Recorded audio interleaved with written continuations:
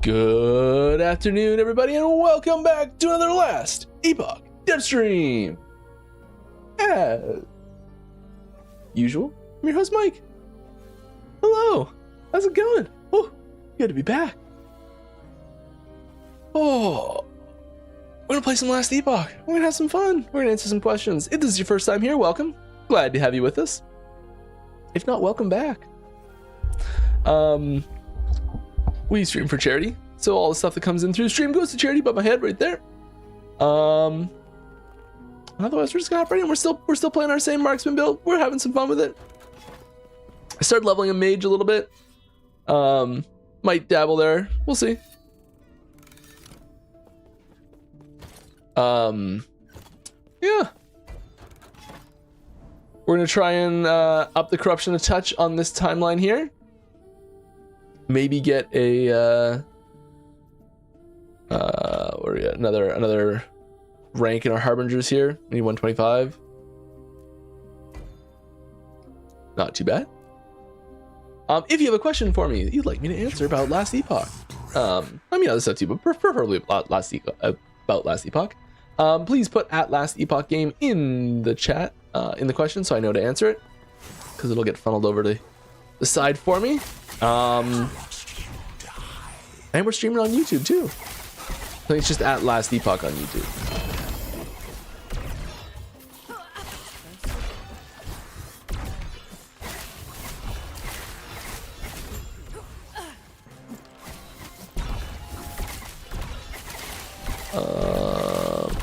Yeah.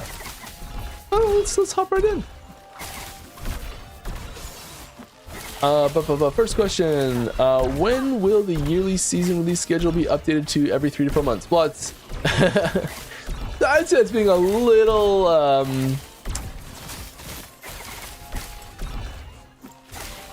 harsh on the yearly side there, but yeah, it is definitely heard that it's taking too long.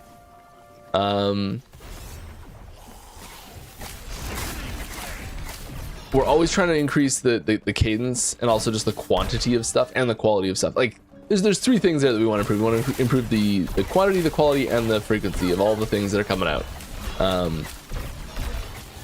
And the not the next release, but the one after that is going to have some timing restrictions around console release that are going to make things a little weird for a bit. I'm not exactly sure the timings on those that are going to happen, on that one in particular, but it shouldn't be as long of a wait from last time, I don't think.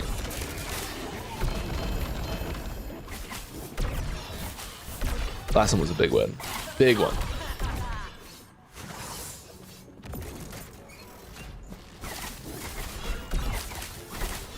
I don't actually know the exact time the last one was.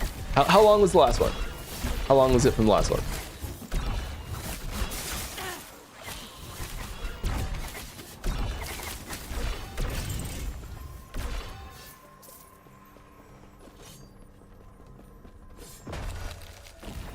You know, let's look it up.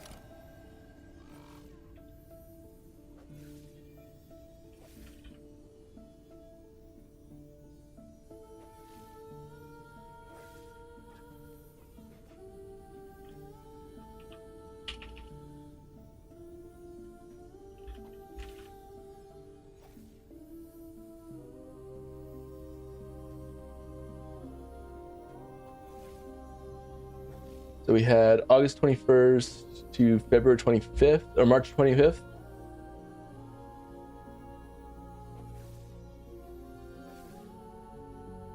Seven months?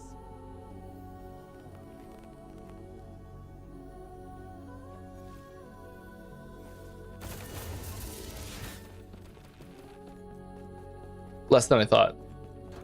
You said a year. I was like, I don't think it was that long. But actually less than I thought.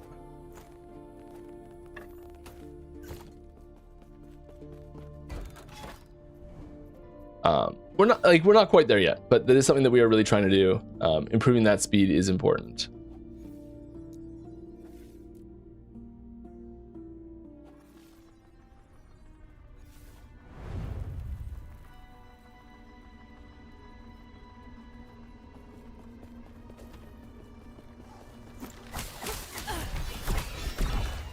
All right. Anyone else got a question? Starting slow today. That's fun. You just chat.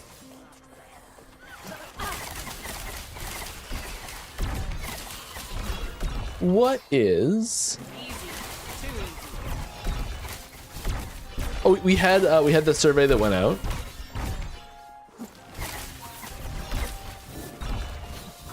Did people? What did people think of that? Did you know? I read the forum replies and the Reddit replies and everything like that. And there's probably a lot of similar people replying there that are here, which is expected. But if you weren't and didn't, and you want to tell me what you thought of it, I'm here.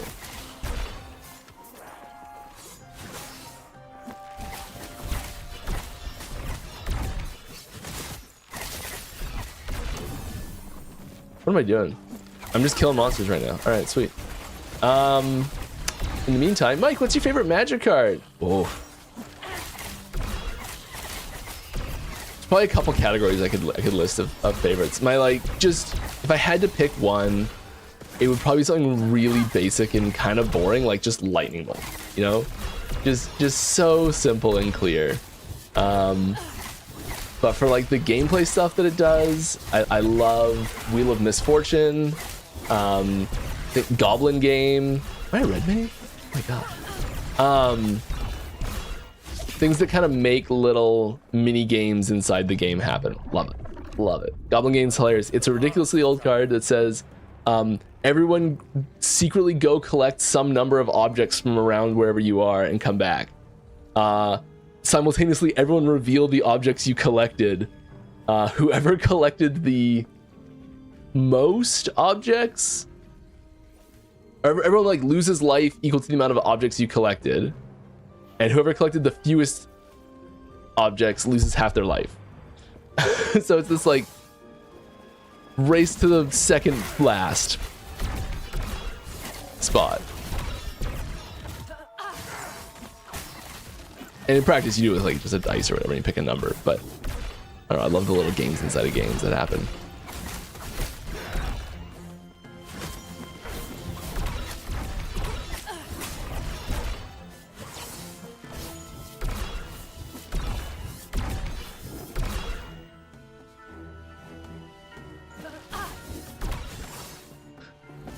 Derek to Fairy.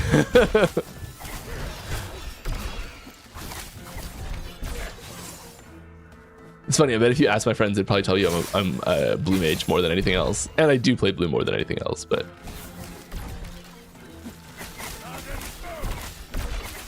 I have like 6 is it decks. All right. For your happier question, what's your favorite game recently outside of LE? Any aspects to that game that catches your fancy the most? Olden Era. Heroes of Might and Magic Olden Era just came out with their early access. So it left their demo. They had a demo release and now they're in early access. So doing a slow rollout, which I'm very familiar with. I've been thinking about the like secondary systems for Last Epoch's Endgame. The things you interact with that are kind of like almost like a board game inside of the Endgame systems, and how those function.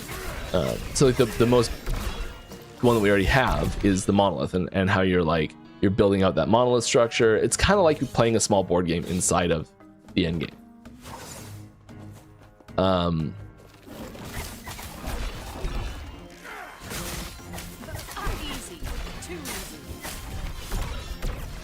And I've been looking at different more like strategy style board games, like computer board game style, like basically strategy games, and seeing if there's things there that we can relate into secondary endgame systems.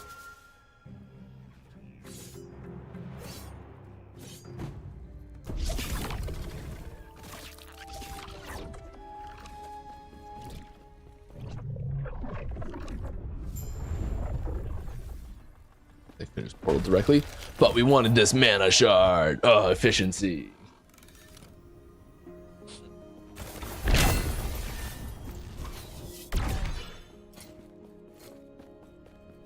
But one of the things with here is that I've always brought back to is being able to playing multiplayer with my friends on it, and like it was always hot seat multiplayer, but that was a ton of fun.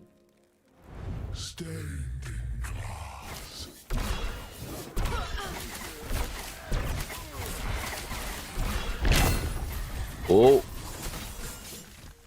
what is that? Not that exciting. That's okay though. I want to start trying to craft I think a T8 version of the chest. I think that's what I want to start working on next.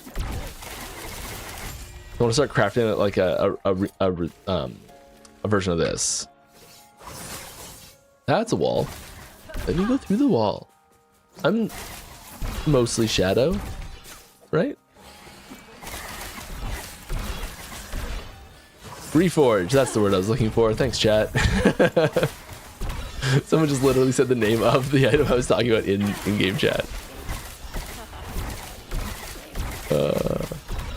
Alright, on the topic of minions, currently we have the typical minion types of undead, totems, animals, and a living armor style. Is there a type of minion thematically you would like to see? A few examples could be aquatic, oozes, mechanical, outer, I think it's other worlds, parasitic, ethereal, and so on. Yeah. We don't have a ton of like elemental, and this kind of fits in the, I guess, the like aquatic or ooze category a little bit. So we don't really have like summon an elemental type minion. We don't have there's no fire elemental, air elemental, water elemental. I don't know what other elementals you want to. I'm just listing magic cards at this point again. got magic on my brain now. But yeah, I think there's a lot of room thematically for that. That was one of the things that we at one point were considering when we were considering having a Rune Master be a minion class. We were considering having it be like an elemental golem type minion that it could summon. So I think there's still room for that thematic archetype to sit in. And I'm not sure what mechanically unique would be about it quite yet, but I really would love to see that. I think that's a cool theming. Because we have like elementally aligned minions, but there's no like this is a embodiment of that element as a minion.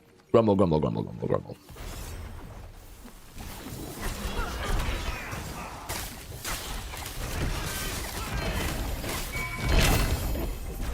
Yes, you dropped a bow. Great. Oh, ow. My face. I would like to keep it, please. Thank you. Lovely doing business with you. We're just gonna shadow this.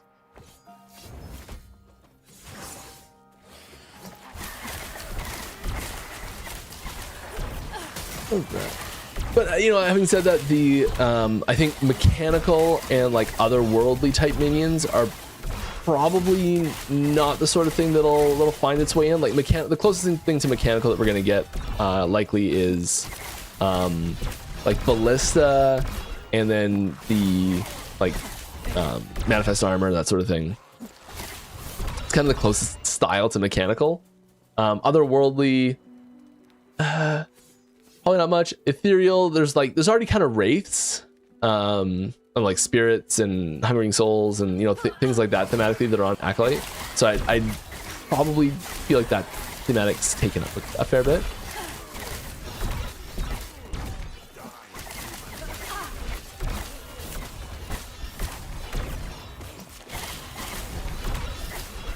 Right. Good evening. Good evening. I have a question based around the LE world setting in regards to technology within the game lore-wise. Is there a limit to where the devs want to keep it, such as thematically? Will the game be around the typical medieval Lord of the Rings style technology, or Warhammer 40k Blood Angels level of tech? We're likely going to, so we kind of stopped just shy of like hand portable gunpowder devices. Because I think there's technically a cannon somewhere that like gunpowder would have to exist to make function, or it's a magic cannon. And so like there's no like yeah, there's no hand guns. Yeah, they're like handheld gunpowder devices, but handguns. You know, like I think the closest thing we'd see to like getting that style would be looking at like one-handed crossbows sort of thematics.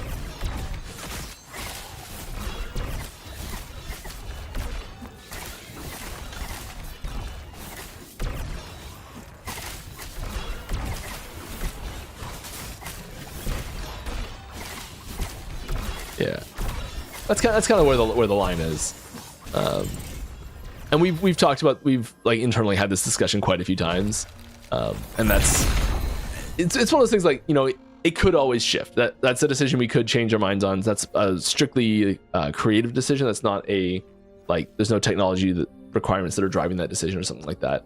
So it's like you never know sort of thing. But we've been set on that for quite a while, and we haven't really had a good reason to deviate from it. So I expect it to stay that way. Let's keep going out. Keep going out.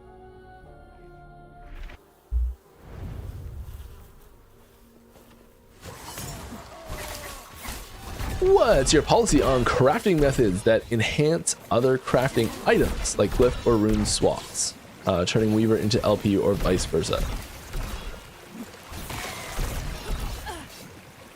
Turning a Weaver into LP or vice versa. Interesting. I'm not 100% sure what you mean by that, but what's your policy on crafting methods that enhance other crafting items? I feel like there's like a specific idea here, and I'm not quite getting it. We typically want the glyphs are basically what it is, right? Like glyphs are these like crafting methods that enhance other crafting items. That's the definition of a glyph for Last Epoch, really.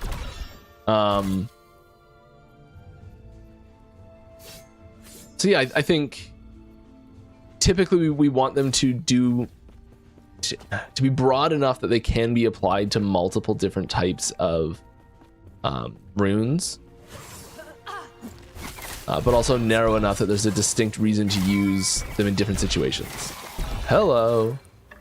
Ooh. Piece of candy. Okay, I think we're gonna go try and craft another bow with that, probably.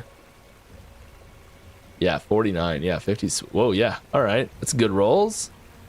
Let's do it. Crafted bow. We have enough cash. We have 500,000. We should be able to buy a... And I do have 3 Temporal Sanctum keys. Yes.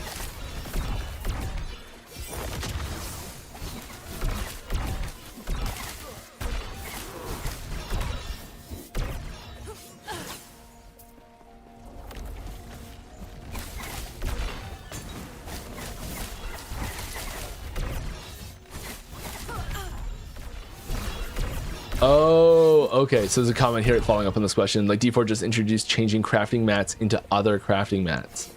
I see what you're talking about. I think there's, so if the crafting system is set up how we want it to be set up, really, there shouldn't really be a need for it, because you should be kind of churning through the different crafting materials. And like, I'm well aware it doesn't do this right now. Which is why I worded it the way I did, because we are looking at making some changes to bring it more in line like this. You should generally see crafting materials be used in a similar rate that they're found. So like, I mean, I guess I just don't use enough of them really, but having individual ones, like if there's a situation where one of them's stockpiling huge and you're just like never using it, it's probably not a good sign. And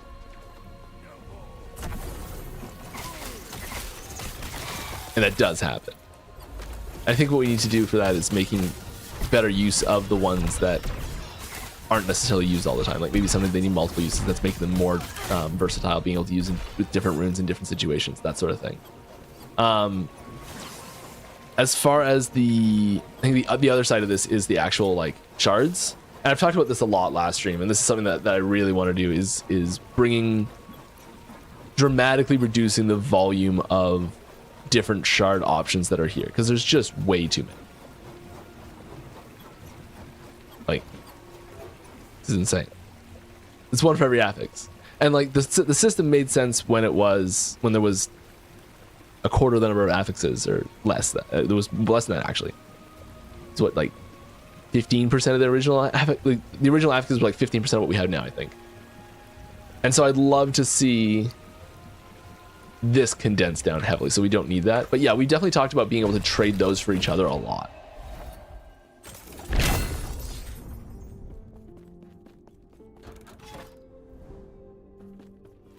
I don't know, maybe it is better just to be able to have ways to turn them into each other.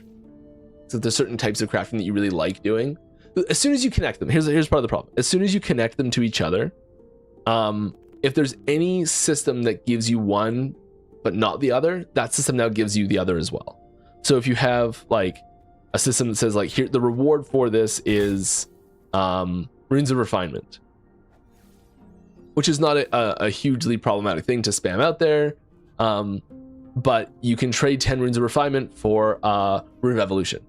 Don't think we'd ever do that, but let's say we did that. Suddenly now that thing that gives you rune of refinement has to be balanced actually in a 10-to-1 ratio for rune of evolution instead, because that's probably more powerful. And that's where it gets a little murky. Let's go. Oh, I want to go right away and find this. Let's go get a bow. We want basically the same affix on this. Let's just do it. Is it bizarre? Something sold. Something sold.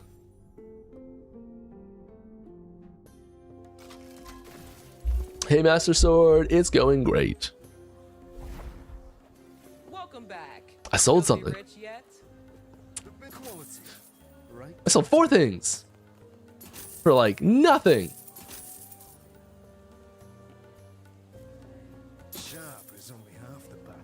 Oh, 50,000 for that one. Awesome. Probably pricing things way too low. And that's fine. Oh, we've been working on a system for that to help with that so much. It's so nice. I should probably just use it. I shouldn't do that. That would be bad. All right. No, we don't want this. Clear this. We need to do affixes. We want crit. Oh, attack speed. Tier 7. Let's do... Hey, what's like a max one worth, right?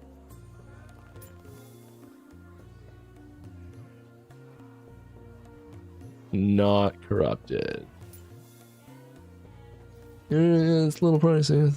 Let's tone it down a bit.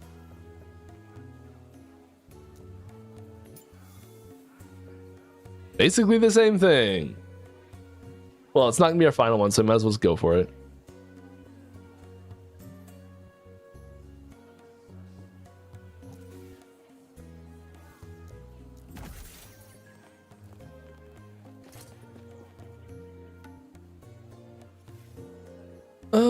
Yeah, let's go slam it.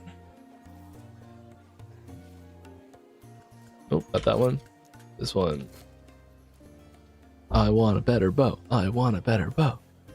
All right, hey Mike, speaking of MTG, has the team ever considered a class that involves using skills from cards to cast spells abilities? Yes. Yeah, we've talked about that thing like that before.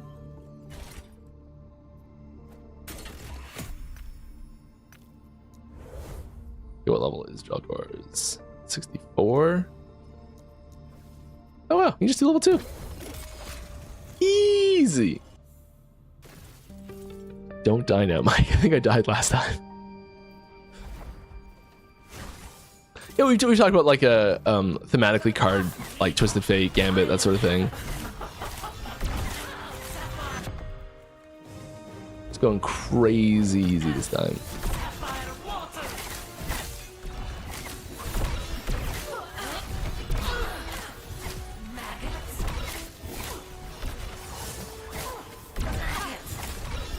Yeah, we need a standstill version for this.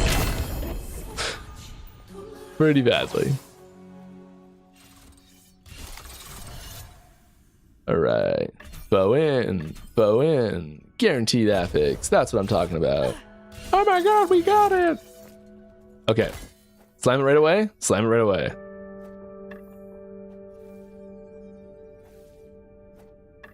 That was weird.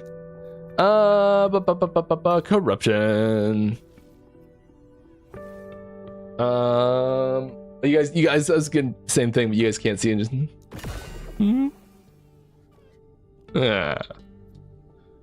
It's even worse than my existing one. This one's just 4% more damage. It's basically is 4% more damage better than 1 crit and 1 attack speed? And 3 base damage. Yeah, 4% more is better. Bad.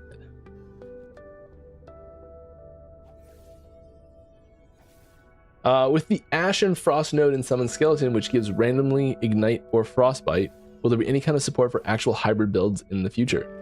I mean, we try to put support for some hybrid stuff in there. It is so naturally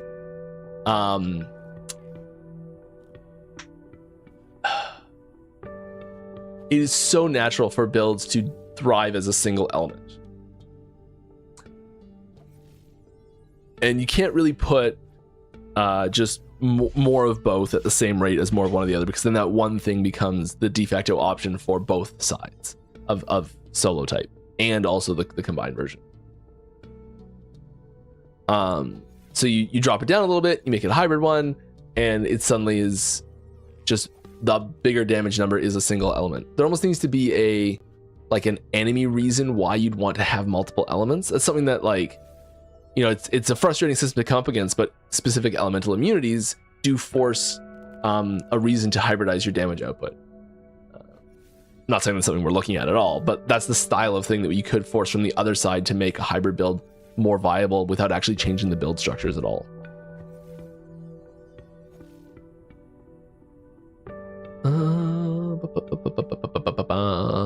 Hello! Talking about runes and glyphs, any chance we get an auto pickup for them? I imagine it would be a huge quality of life thing. There's no condition where you don't want to pick them up. Yeah, I agree with that reasoning of like, yeah, because this thing is always something I want to pick up, there's no reason to not pick it up. You know, the only reason is that when you get into like extreme optimization, the micro decision of do I want to use the time to go pick that up or keep going, is that better?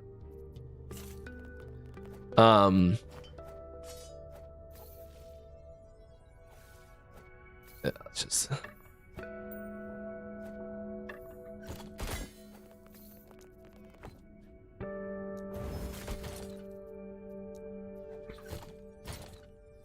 we'll actually put this in here because it's a fresh one.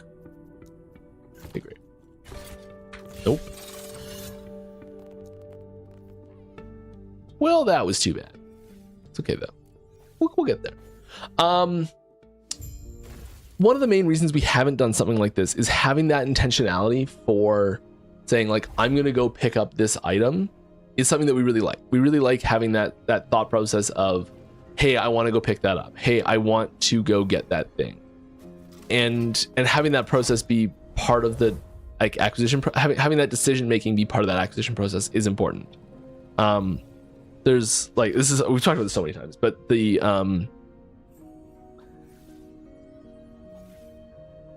there are very extreme ends of this scale, because it is a scale, like the intentionality of picking things up, and that includes the evaluation of the item itself on whether you want to pick it up or not.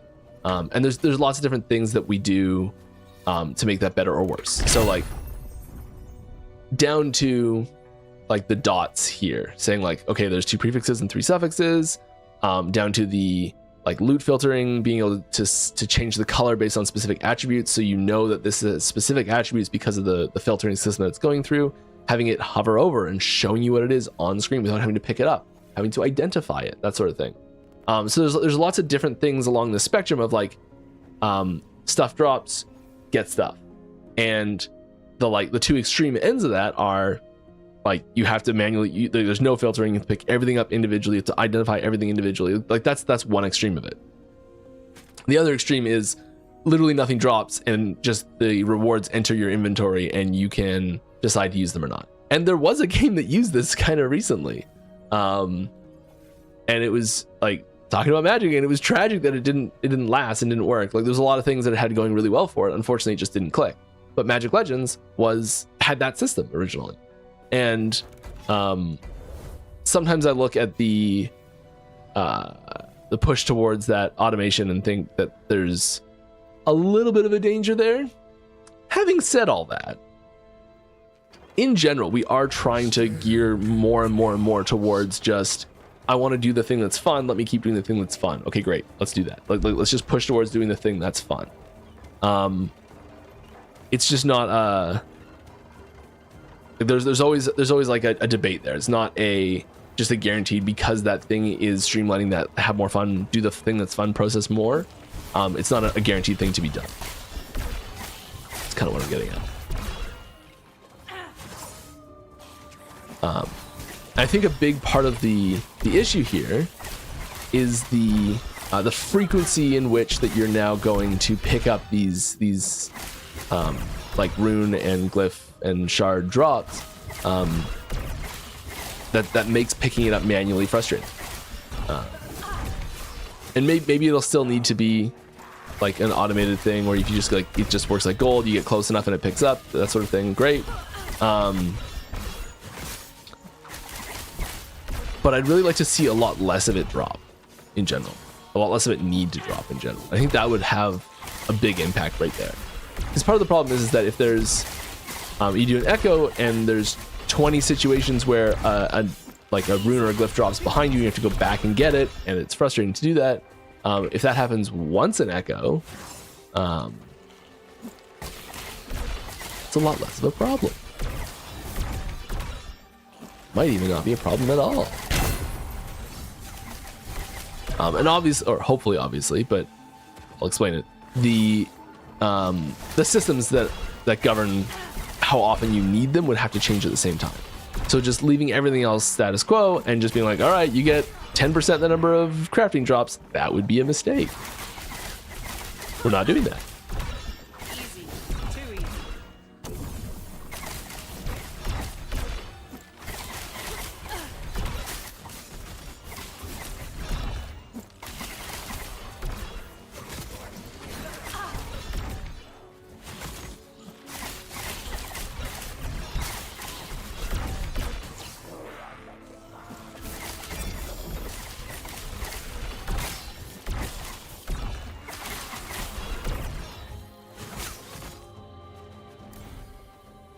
I saw temporal for a second and got very excited. Nope. All right.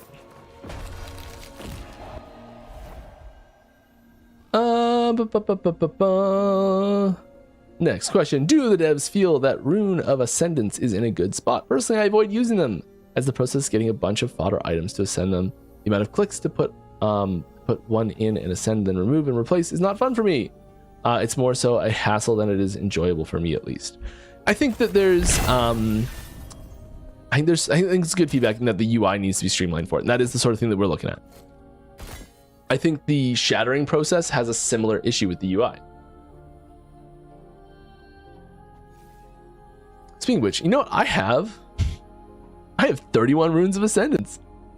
Who wants to ascend a whole bunch of stuff with me? Probably no one. Quiver? Quiver boots?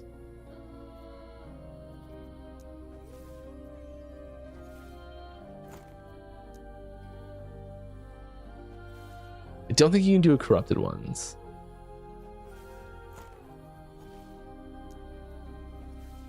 Just chuck these corrupted ones, really.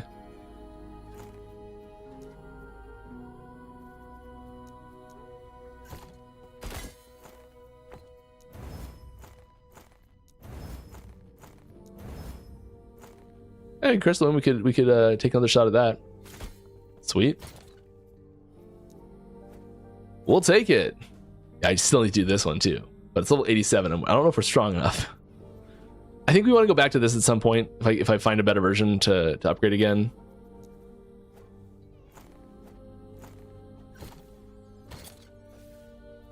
What else could we ascend?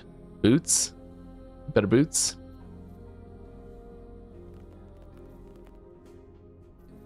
Not doing those. Come on, exalted boots.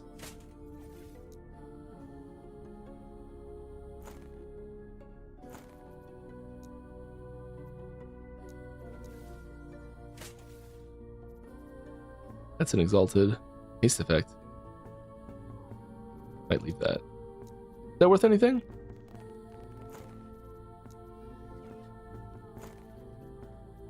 Yeah, let's do a few of these.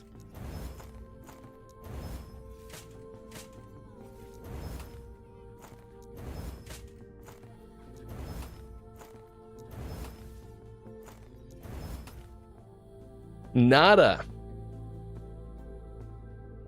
Could have gone better. Oops. These are cool, but not useful in this situation. Quite. All right. All right. Keep rolling. Oh yeah, that's what we're looking for. I think we want to do a try and get some gaze. All right. Do the dips. Oh, this.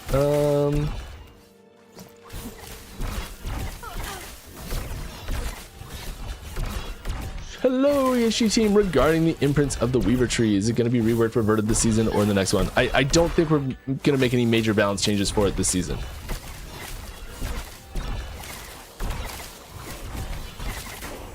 And just to be clear, you're not going to see a patch that just says reverted the change.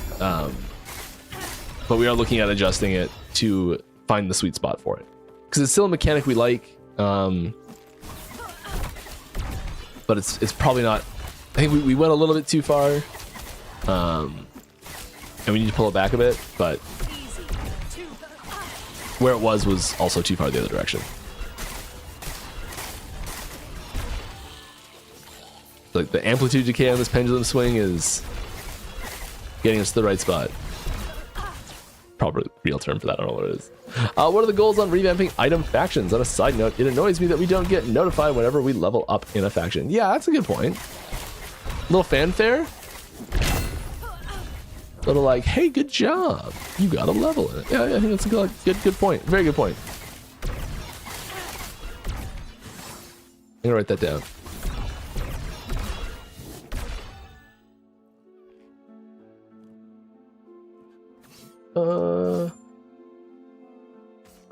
Faction, rank, level up, notification. Goals and revamping the item factions. Main goals, I think, are basically we want to just streamline the whole process. We want you to spend less time in the UI doing the things involved with the faction and more time killing monsters. But that's not to say you'll get upgrades faster necessarily, but just that the time you're spending in the UI is less. So the like having to go through and reroll prophecies, that sort of thing. Like we want to get rid of that process because it's spending a lot of time doing a mini game slot machine that's just not fun.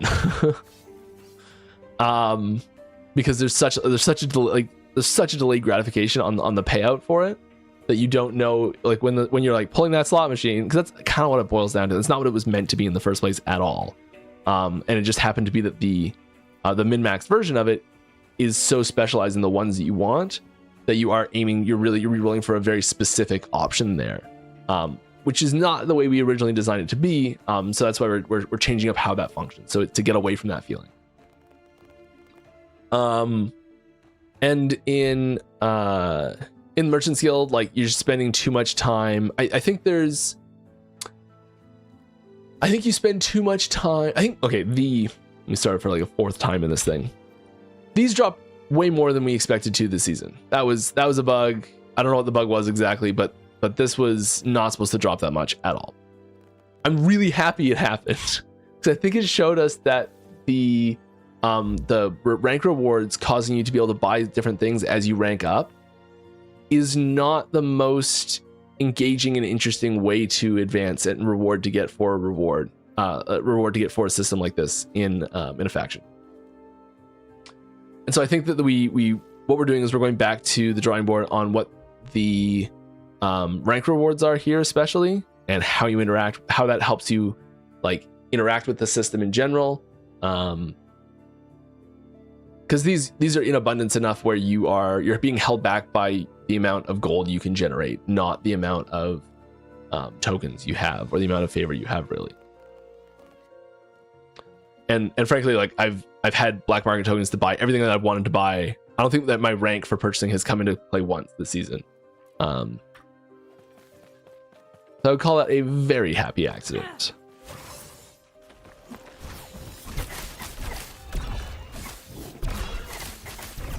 Also, so I mentioned like bringing down time spent in the UI. Things like just we've been trying to improve the flow of listing, buying, selling, searching for items, price checking, all that sort of stuff. Like the flow of that is the stuff that we're really focusing on as well. For turning down that UI time spent. Because it's fun. I think it can be fun to interact with the bazaar. As like a means of like, hey, I'm like searching for an item and that sort of stuff. Like that process can be fun if the process is smooth and intuitive.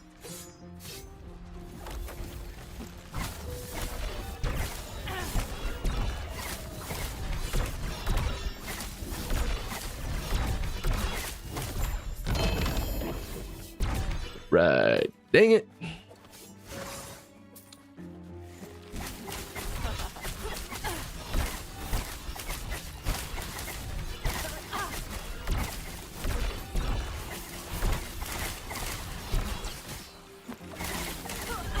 Alright, next question. So, no reason at all for this question. How are those notifications going? Going great. Did they get turned off or something? Because I haven't noticed them. Says no one followed yet. They haven't messed me up anyway. Let's say that. Maybe I've just gotten used to them already.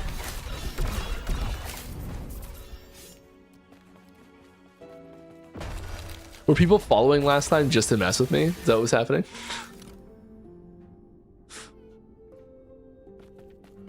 Oh, I was so confused. I was like, for anyone that doesn't know, we just added new notification sounds for like followers and subscribers and things like that to the Twitch stream, and it's the same sound as one of the drop notification sounds, and it was going off, and I thought it was, I didn't know that the sound had been changed, and I thought it was a bug that was happening. So I was just constantly like going through, like trying to unequip things and figure out what was happening, and it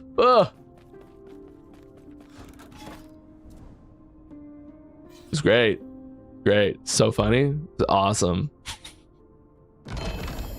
There we go, that's it. I know what it is now. You can't fool me. Pretty easily fool me. Are there any plans to rebalance the subtypes of items like gloves once you've reached empowered monos? In the endgame, there are just 1 to 2 subtypes with decent armor values, maybe a third type with good second stat on it. The rest nerfs your defense too much. It feels bad to find 5 armor pair gloves on high corruption gameplay. Anything planned on that end? Same goes for weapons even more. Yeah, weapons are a pretty extreme difference. I think that there's still value in, you know, it's another one of those things of like reducing the variance on an item being good or not, which is not necessarily a bad thing. We just have to reduce the drop rate at the same time. I'm actually in general for that. I think the idea of having, like if an item can't have a valuable niche that it can fit into, I'm generally in favor of removing it from the available pool of options, or significantly reducing the chance that it can happen, such that there's like the quality and quantity. The quality right now, I'd like to get a point where the quality is significantly higher per item and the quantity is significantly lower per kill, which might sound a little counterintuitive, but I think that the kind of the loot filters kind of already got us to that same point anyways.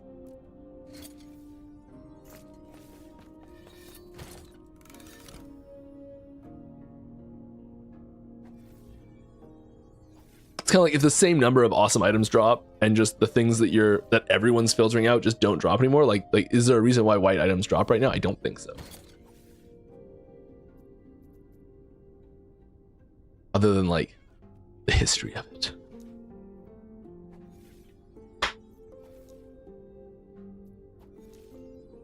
We have one? We do.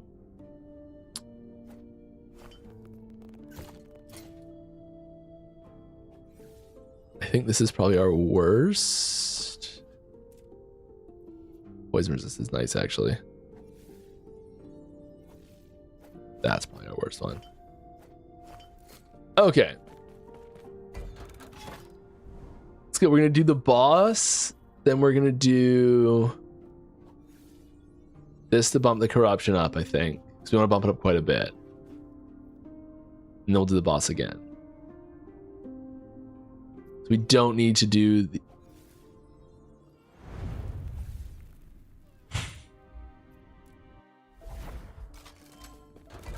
I forgot we changed it to click. Oh, I forgot that change happened. Clicking it once didn't used to take you in there. Okay.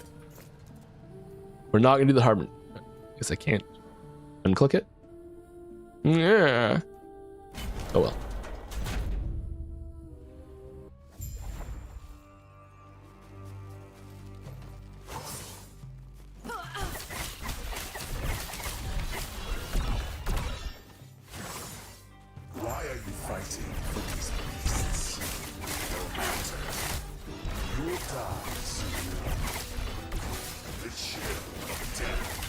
All right.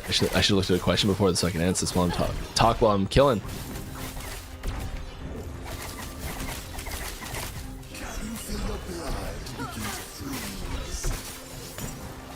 This is a boss fight that I do not do very often at all. And I totally remember all the mechanics.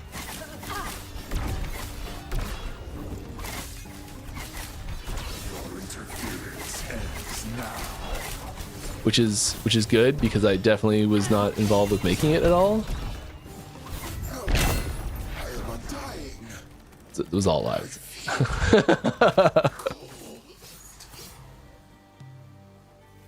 I mean, I guess dagger?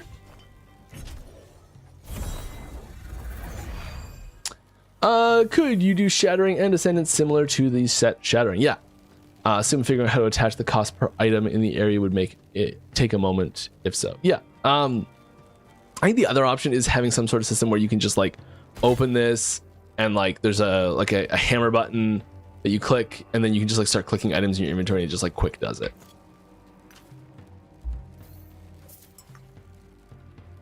And it like can't be used on things in your main slots.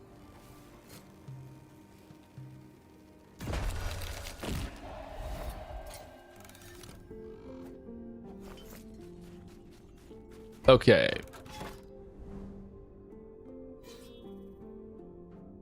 Now we've got some gaze. Sounds good. Oh, it takes us way higher than we need. Should be fine, right? Are there any echoes that we really want to do to get some stability up before we do that? Does it reset the stability too? No, it doesn't. It adds it. Of course it does. These would be kind of nice to do. I'm just gonna go for it. Let's see if we can do it.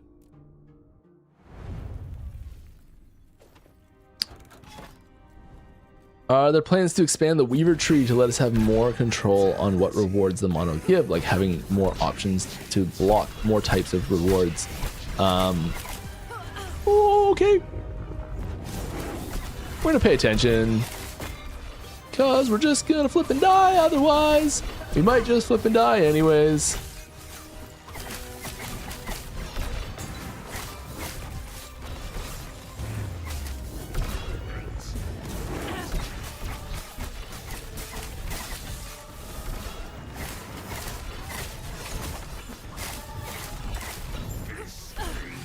Nice.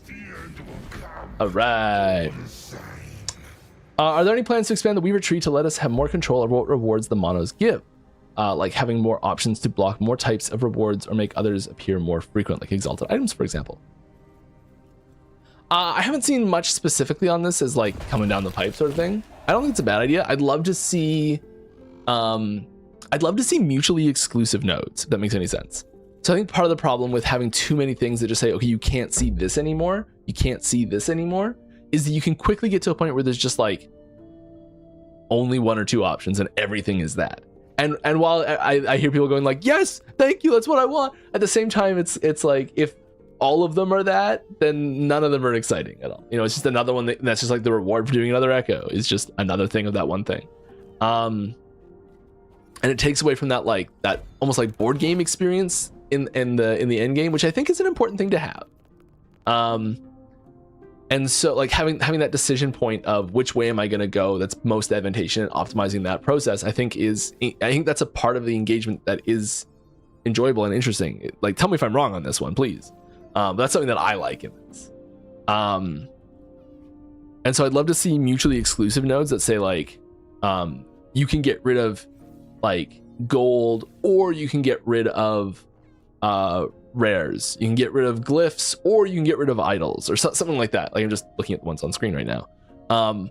And so that there's this like, you're still going to get some amount of these things, and having more available more things you can remove, but because they're mutually exclusive options between two things, or maybe even three things in some situations, you're not going to get to that point where everything's the same no matter what.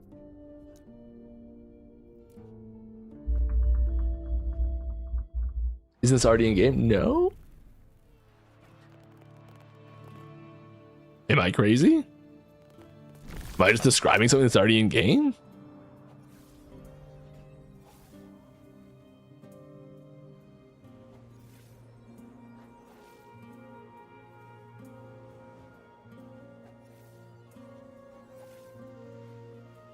Like, you can take all of these.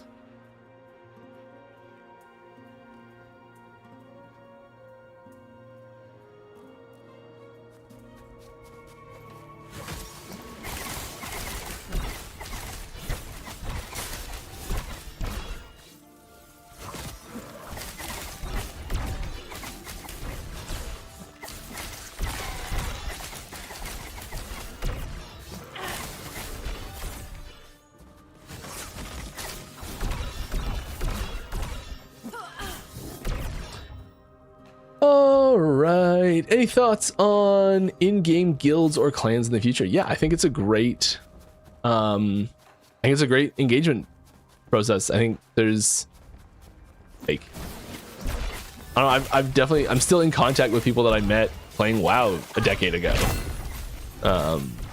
And neither of us have played WoW in as long, you know, sort of thing. Oh, he started playing Classic actually a while ago.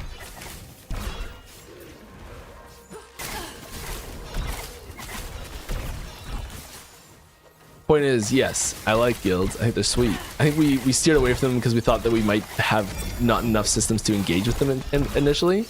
That's something that I'd really like to explore more, though, is you know, reasons to just like be social if you want. Like, not really reasons to be social, but making it easier to be social if you want in game. I know there's a lot of people that don't want to do that, and I guess that's why it's important to not have the processes be mandatory, I think.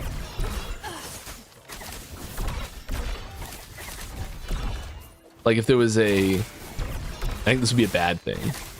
If in order to unlock your, like, an example of this being done wrong, I think would be if in order to unlock your mastery, for example, you had to join a guild to unlock your mastery. I think that would be a mistake.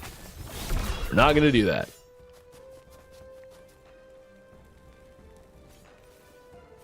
Do you use player metrics when balancing the game? It's something we've started using a little bit more. It's not a primary thing we do. So, like, just because a lot of people are using something doesn't make it nerf worthy. Just because not many people are using it doesn't make it buff worthy. It does contribute to that. Like overall, like that is one indicator. Like, the really more people typically on average will play the really strong things, and less people typically on average will play the really weak things. Like, just in general, that's naturally going to happen. But there's always other things happening as well, and so it's not like a one reason fits all for any of those things. But yeah, we've, especially with a lot of the new systems we've got in place for really granular metrics that we didn't have before. Like, when someone's taking this node, what percentage of them are also taking this node, and also simultaneously using this item and have this Weaver tree node unlocked. You know, like we can get really specific and look at relationships between specific things that I think can help. That I think has helped, specifically with developing some of the new content we've got coming up for LEO, actually, and also next season too.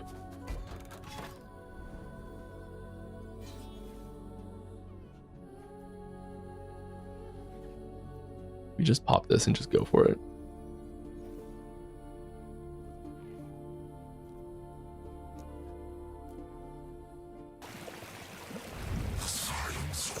Tempting. Kind of want to save them for later. I don't want to spam some quickly. We're still leveling. 92.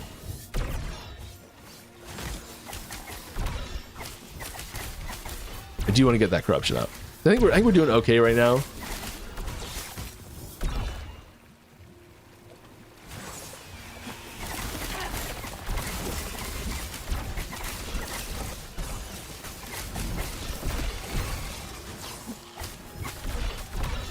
All right, next question.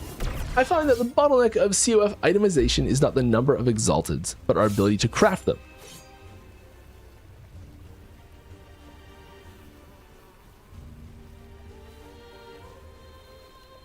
Yeah. Okay, I'll read the rest of the question here. Yet in COF, we don't get any boosts to that aspect over MG players. I would love ways for COF players to get more powerful crafting options to make exalted items have more impact.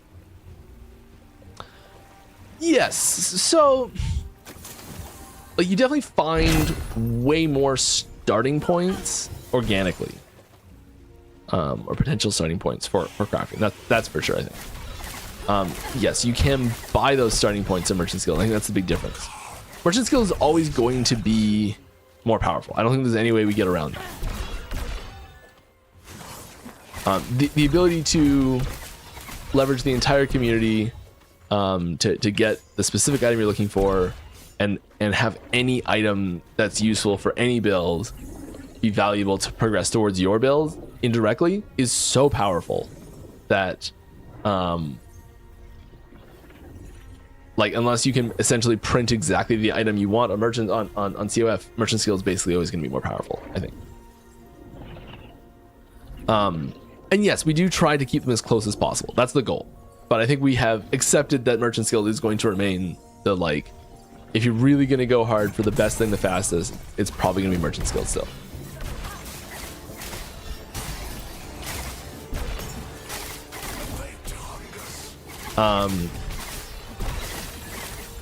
As far as having improved crafting on COF,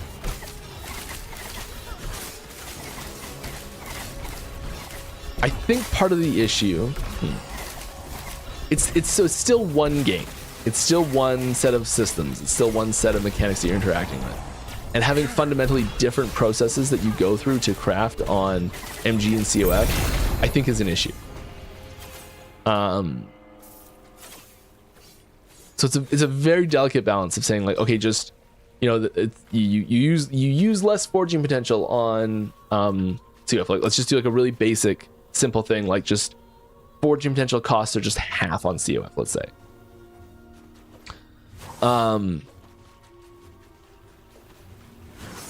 The strategies that go into crafting on MG and COF are suddenly going to be very, very different.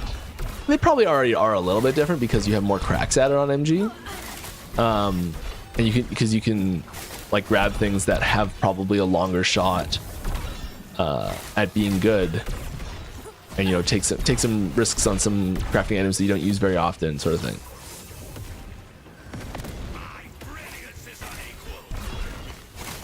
But having that like expectation outcomes of using individual crafting items be significantly different between the two, I think is problematic.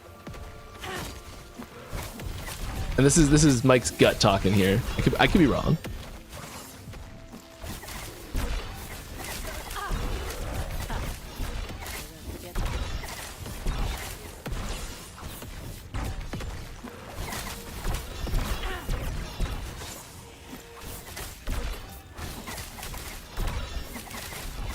I think one thing that I would really like to see,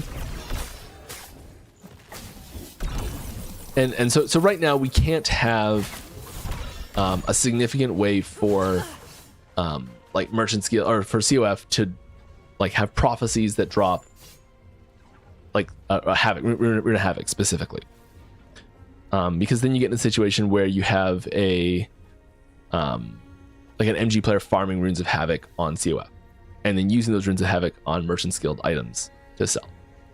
And I think that's a situation that the way we fix that is completely splitting all the materials between the two. Which the only real downside to that is it makes switching kind of a pain, because you lose access to your crafting materials that you had on the other one. Which isn't really a big deal, I don't think.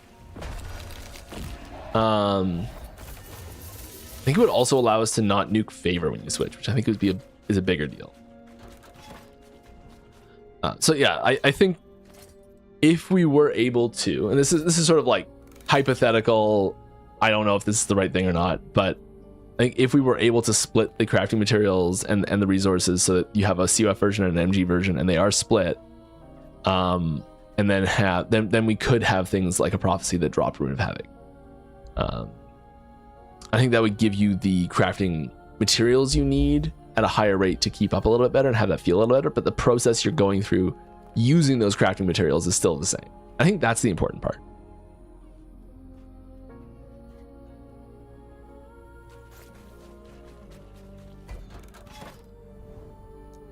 Right.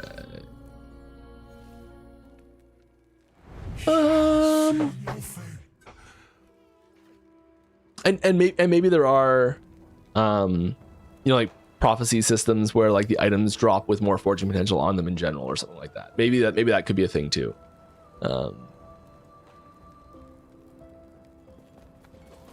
Where you're like specifically going for prophecies that do that.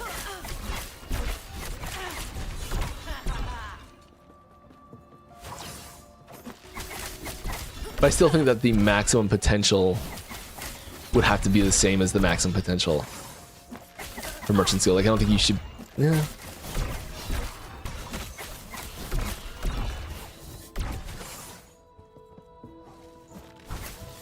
This is a tricky topic. There's a lot of things here.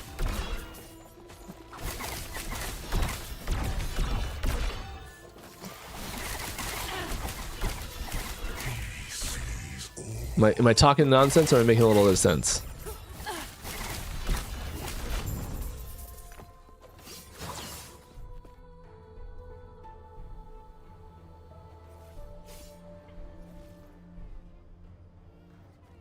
But MG players can buy rune chests and lightless because they have gold. Yeah, I think it's a good point.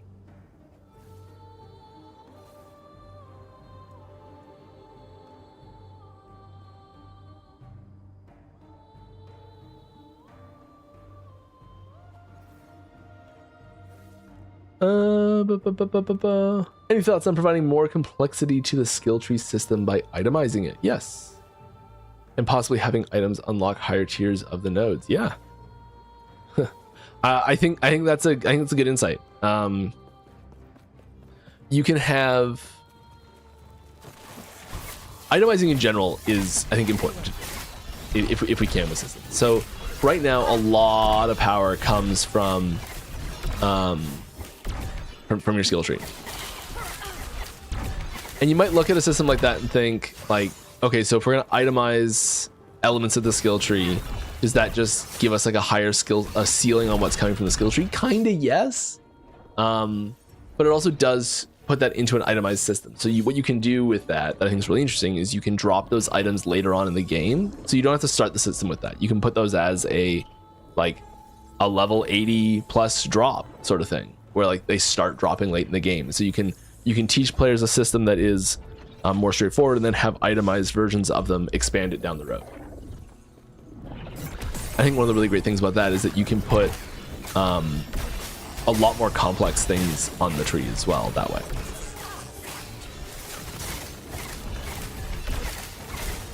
Like complex mechanical interactions, so you can guarantee that a player has played with this character for a while before even gaining access to certain elements of its skill tree that are like advanced interactions.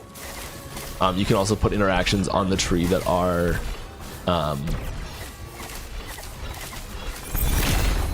that go backwards or go forwards in time. So right now I don't could be wrong about this one.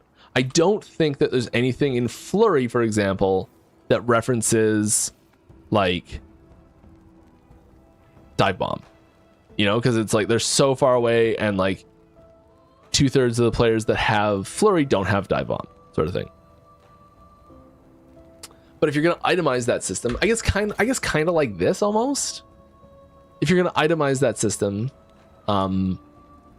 you can wait till players have like picked that, and you can have that be more restrictive. And yeah, I think there's a lot of advantages to that.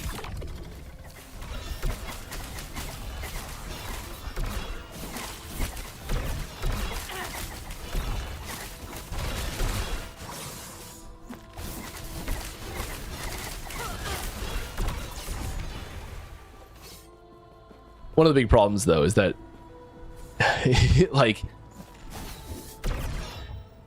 this is the big difference between the skill system we have and the skill system that PoE has in the support gems. So support gems have to work pretty generically across just about every item, because like the vast majority of skills have to function with it and have a way that it works. So every time you add a new support gem, you have to add that functionality to basically every single skill. So it has to be generically applicable, or every single skill in that category. And so you do get a lot of really interesting interactions and like multiplicative functionality that just like grows and balloons super fast for not a ton of work once you've got it set up. But you can't put really bespoke specific things in there as easily. So you can't like there's lots of nodes in a lot of these trees that would just not make sense in any other tree at all. Like recurve stuff in Heartseeker. Like you can't be like, when this would never be able to go in another tree, sort of thing. So is there a way you can like itemize things like this? I mean, you can only ever go on Heartseeker, so it's tough to do.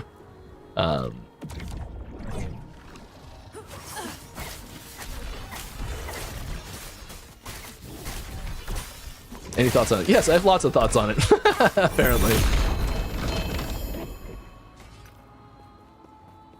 Mike likes talking about the skill system. All right, are you happy with the time glass fragment vendor? Are you overall happy with the vendors being a thing? And are you afraid of implementing too many at a certain point? And do you plan to rework the gambler? Lots of questions there. In general, I'm pretty happy with time glass fragments. I think there's actually more things they could be doing. I think there's room to put more systems involved with I think there's things we could do where you have to like pay time glass fragments to get, or more different rewards we could get from time glass fragments. And there's like there's room there, I think, still. Am I overall happy with vendors being a thing? And are you afraid of implementing too many at a certain point? Yes, I am overall happy with them. And yes, I am afraid of implementing too many at a certain point. I think we're pretty far from, not pretty far. I think we've still got a little ways to go for too many. Probably not that many too many till we get too many actually, but I think there's still a little room. We could probably do a couple more.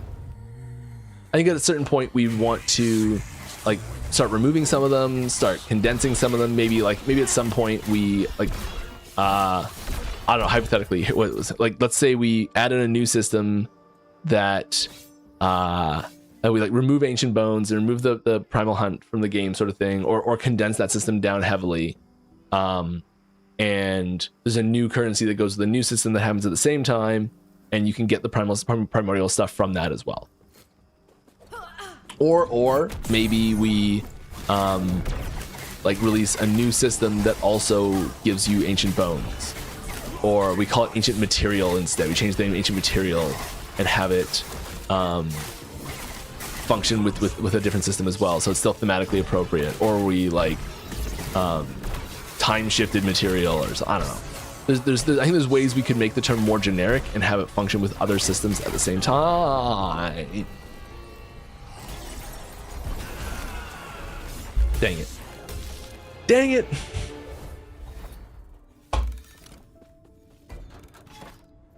On that experience. Guess we're a little too squishy.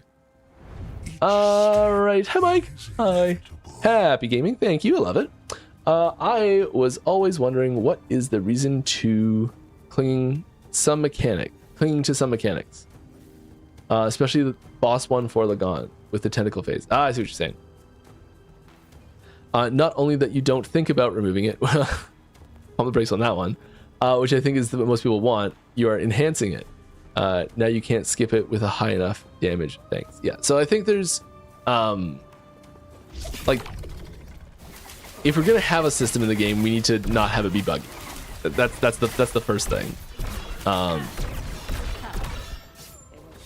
So making it not skippable is more about removing bugs than it is about specifically the functionality for the system. I think having multi-phase boss fights in general is a great thing, and having different like things that have to happen in those phases. You know, it's, instead of each one of them just being like a DPS check sponge where you're just like spam DPS and avoid pattern X. All right, next boss, spam DPS and avoid pattern Y. It's having those different like functionalities and mechanics you have to interact with for the boss fight is what makes them interesting as boss fights.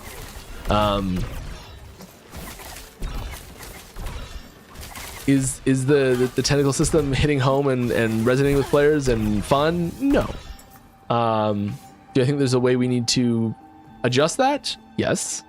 Are we looking at doing that? Yes.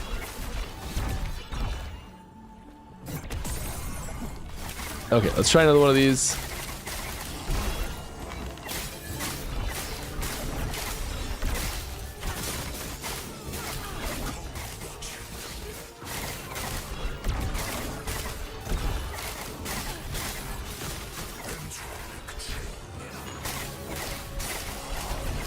No, we were just talking last week about that phase in that system in a game's Endgame,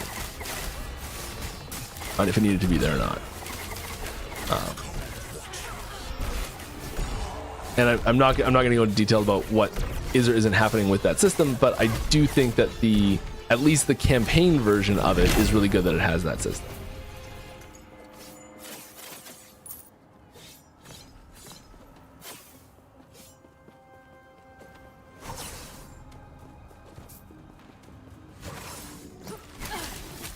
The fight does have like some interesting things to it in the main phase already that is different than most boss fights.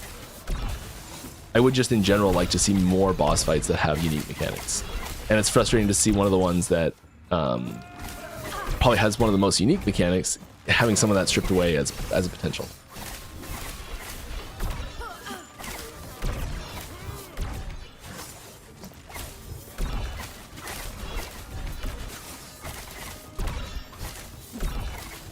Alright. In the past, the timeline-specific Echo rewards was one of the primary ways to get certain world drop uniques.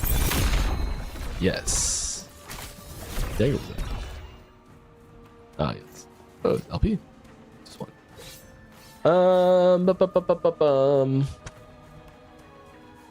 As time has passed and we've gotten factions, imprints, and woven echoes which all do the same thing, but way better, I personally feel like the old Echo reward system has become archaic and kind of just doesn't matter anymore. Do you think this shift is where/how people get their uniques is healthy for the ecosystem, or has it maybe made echoes feel more monotonous? Yeah, I think there's some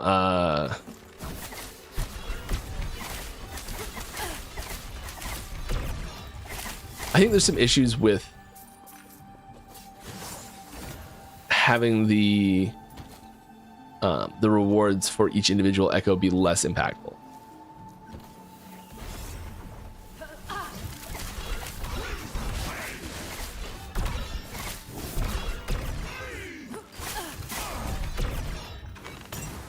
It is the sort of thing that you want to. I maybe I put too much weight on it when I'm playing, but I do look at the rewards. Like it's trying to get experience, so go to the experience one. And like going to the runes over the rare helmet. I guess it's exalted helmets actually. Maybe I should go to exalted helmets.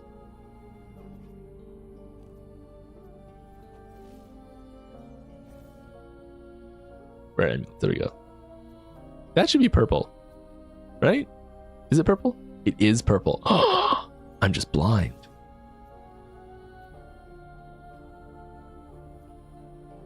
That might be a little too subtle. All right. Yeah, I think that there's like that. A lot of people probably don't even know this, is that specific where it says like a unique item, what slot that unique item is going to be for is actually dictated by which timeline you're in.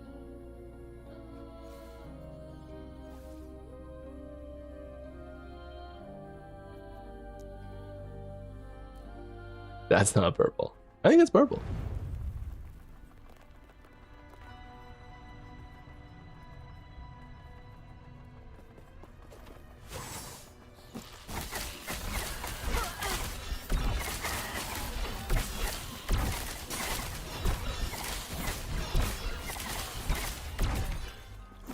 But yes, we are looking at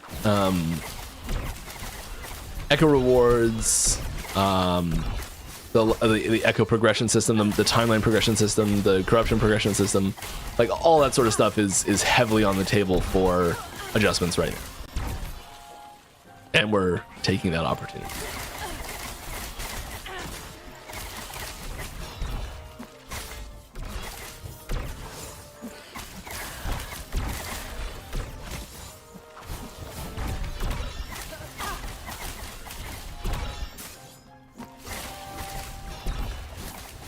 Like would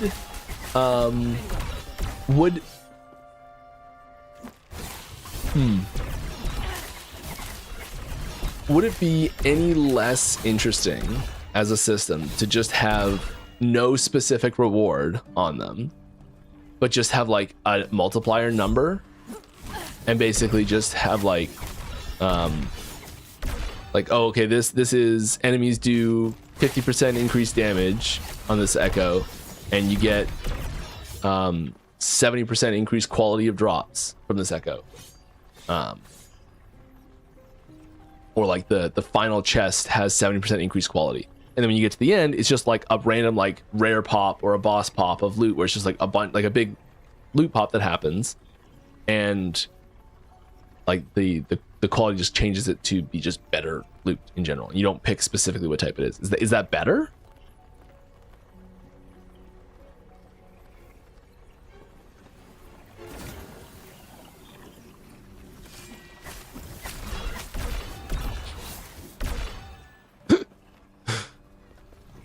Oh, game.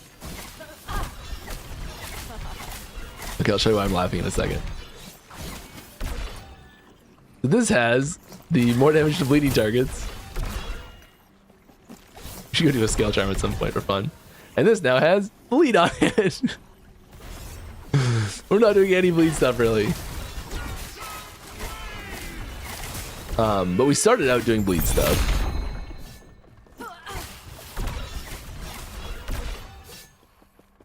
That's funny. All right. I don't think we want to bother with this because we're just gonna do this and then move on.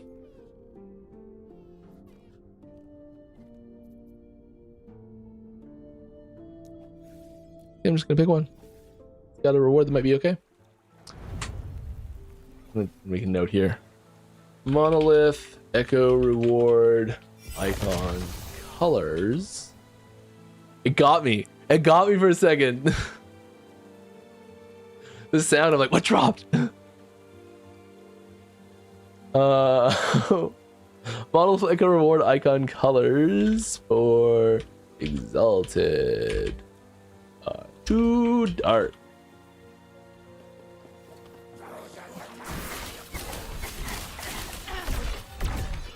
This part of the problem as well. There's a big bright light right here, and then another one over here as well. And like, there's a possibility that's causing some problems with my ability to see things. Oh, that was the sub sound. Oh, wonderful. Oh, there was a resub earlier too. Oh my god. Holy crap. Stuff's happening. Oh, hype train started. All right, let's go. Oh my goodness, this is gonna get me killed. Okay, first of all, thank you very much for Alt F4U and Kaiser and 69. Appreciate the follows or subs. Wonderful. 5 and 6 months respectively. That is fantastic. I appreciate you being here and hanging out. I'm glad you're having some fun at least. And not to be outdone, but big news on the board from earlier that I completely missed. Master Sword. The big 6-0. Good golly. That's incredible. Thank you so much. Wow.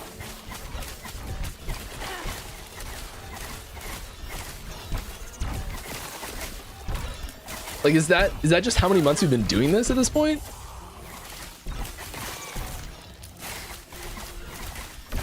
Is that every month?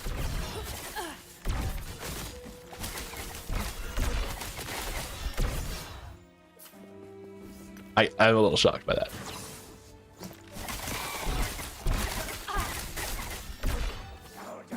Like since we started this up from the second run, not or like the original one doesn't count.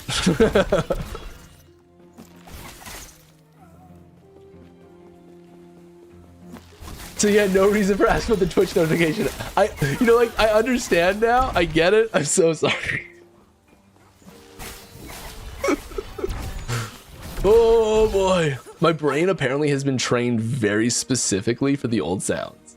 Like, it just doesn't recognize the new ones yet. I get it now. All right.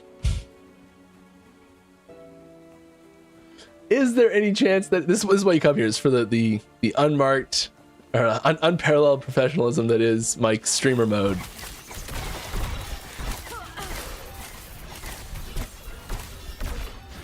I swear I'm a better designer than I'm a streamer.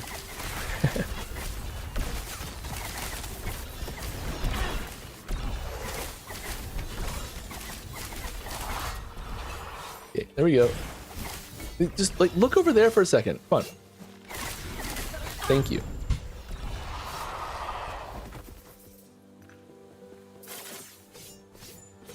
All right, let's hop out of here so you don't get eaten by some patrol. There's another one. That was the follower sound, not the sub sound. It happened right to some loot drops. They're like, it's not the right sound. Is there any chance that in the future faction selection can occur earlier than it currently does?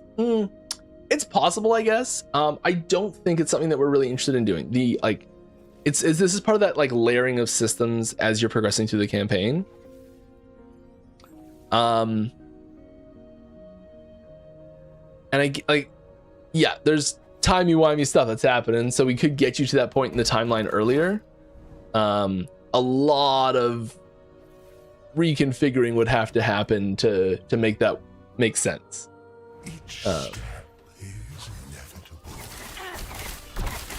I don't think that the amount of like faction favor you'd gain in the leveling process would change would change the overall speed to getting to max faction level very, very much, because it's based on the experience quantity that you get, and because it's much lower early on, it's gonna like go up slower at the beginning. It might turn into a bit of a noob trap, whereby engaging with it too early actually slows you down because you're wasting time, sort of thing. Tier 2 window. Last time we went into one of those, we died. I tried anyway.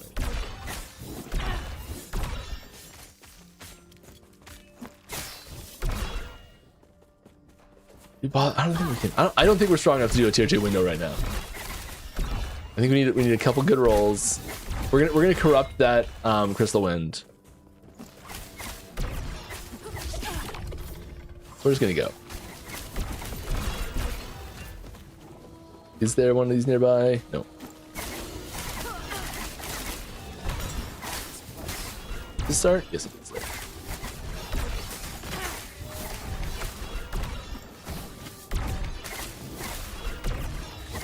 Alright. Could you consider removing the gold cap, or maybe converting 100 million gold into gold ingots or platinum? Or something similar, and allowing the platinum was me. Allowing trading using other types of resources or currencies.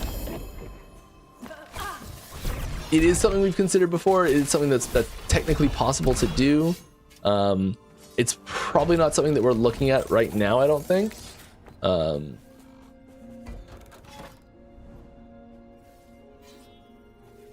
you know, it's not impossible. Could happen.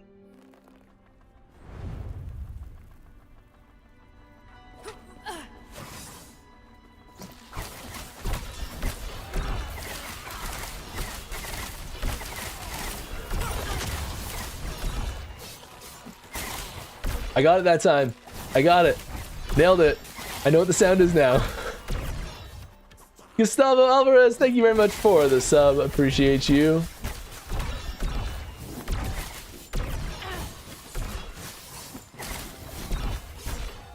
I'm learning. Oh no, he's learning.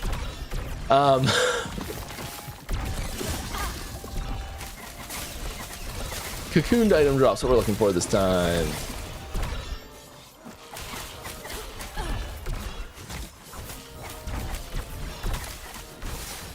What was that?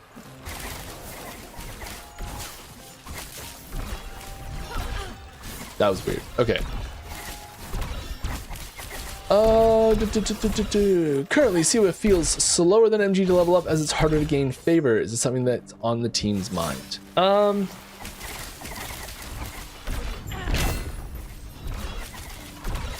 haven't heard significant discussions about it recently. This was a topic a month ago or so.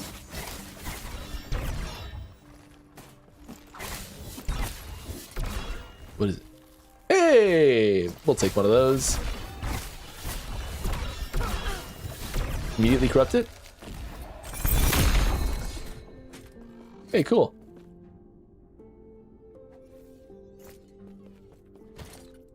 Wonder if TLP wing guards are going for anything these days. Probably not.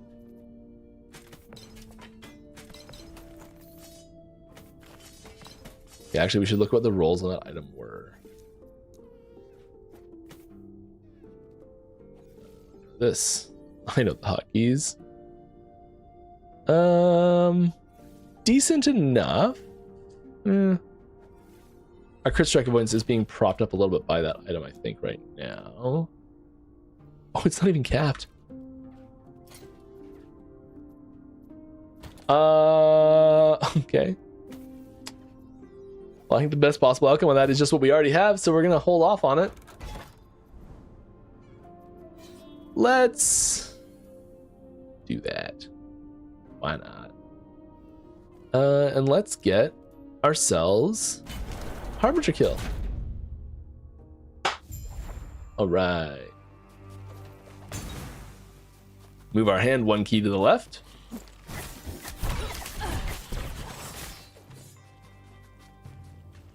Why are you fighting these beasts? No matter. We will die soon enough. The chill of death surrounds. Where'd you go? He's gonna shoot blindly into the woods. Can you feel your blood begin to freeze?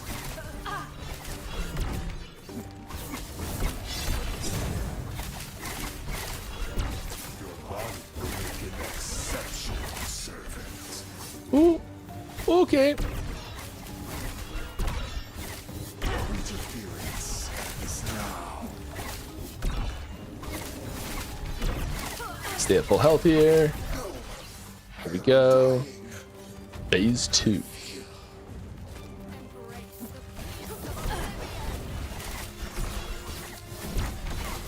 Kinda.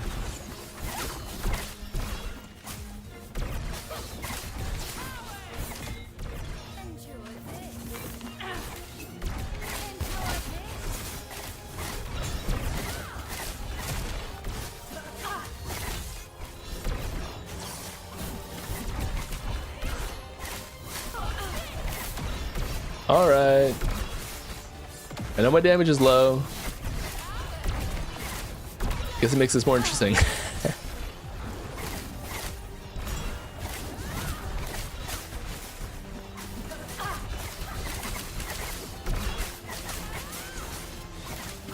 And time. You are nothing. We'll do slightly better daggers.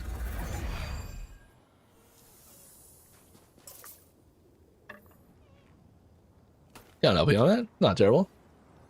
We get 2 of those? Oh, we did get 2 of those. 1 of those. We down to 2? Yeah. Oh, weird. When is lore stream? Ooh, good question. Derek, if you're around, let's get a lore stream going. A third harp. Bring up Kyle. Tell me, I do not. Instead, Get him on here. we're making the harbingers pay with theirs. Come back when you've spilled the blood of a 4th harbinger.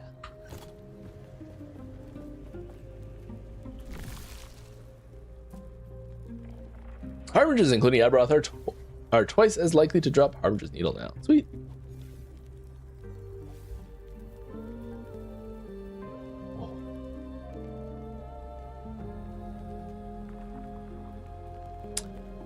So, during this season, I've seen a lot of people complain about the idle altars being really hard to farm, just to find out they're spamming omen veils for them, which is actually one of the worst ways to farm them. Endgame. You should instead do tiered up normal greater window leading to the champion's only echo. Do you think stuff like this should be communicated in-game to the player, or is it better that they find out through other experimentation or looking it up? This is a very good question. And it boils down to, should we be telling players what the optimal play pattern is, effectively? It's like, this is a specific example, but it's a broader question, right?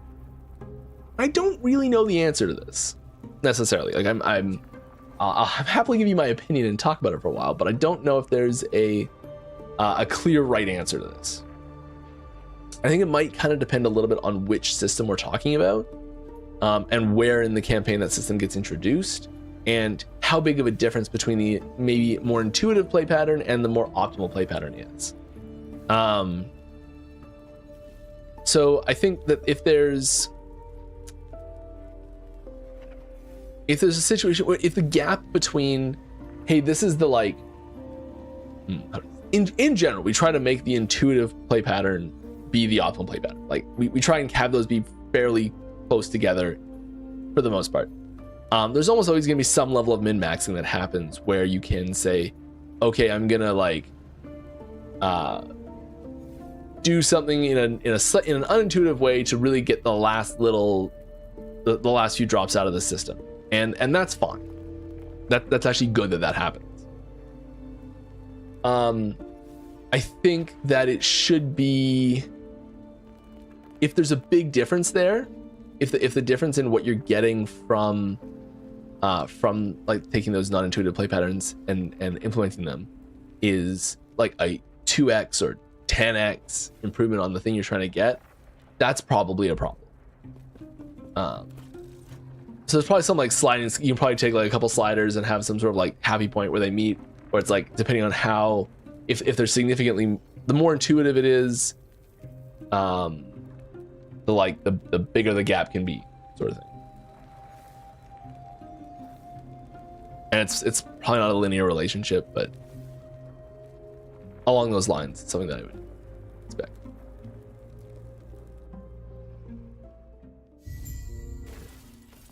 Are there still quest markers there?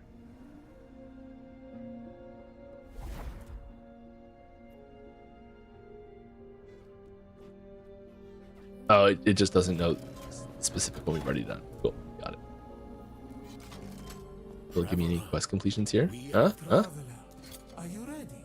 Give me the time We get some of these. fragments, and I will shape the path to the Omen's Veil. Maybe we just haven't done this yet. Let's get one.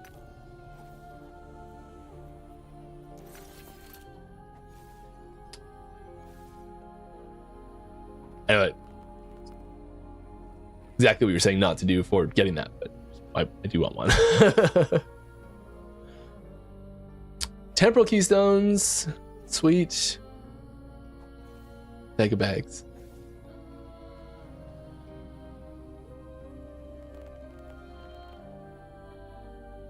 I'm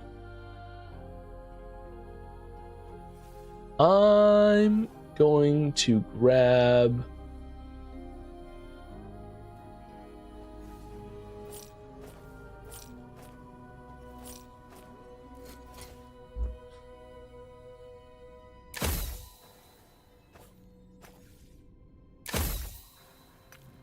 hey, cool. It was cheaper just to buy them. Ancient bones, amber, runes. What do we get? Ooh, one havoc. We'll take it. Gold.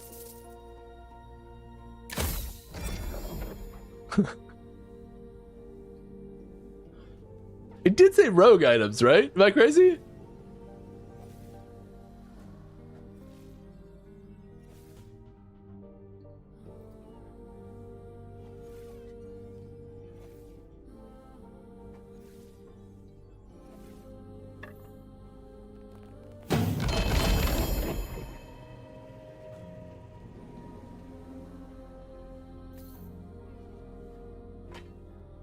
All right.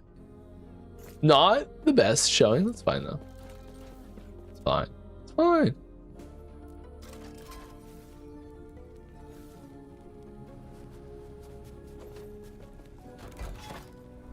Yeah. So I saw someone mention that they were unclear on the fact that different timelines had different specific rewards for their unique items. So this is where it tells you, and this is why it's a little bit hidden and why a lot of people don't notice, because you come to the screen, you just quickly hit empowered. But each model, so this one is wands and staves for wands, scepters, staves, and catalysts for the unique set items that drop from this one. So when you see like this, it's wand, set, stave, and catalyst.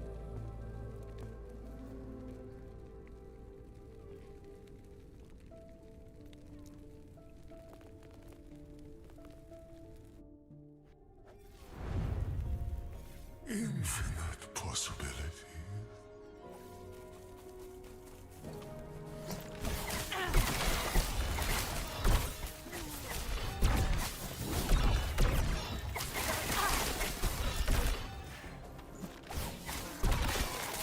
Yes, Cyborg. Yeah, sorry. It's just the it's just the generic unique one. I'm sorry, I got that wrong.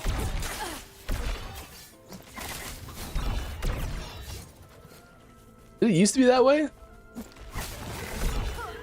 this one of those things of like, Mike can't remember the updates to the game?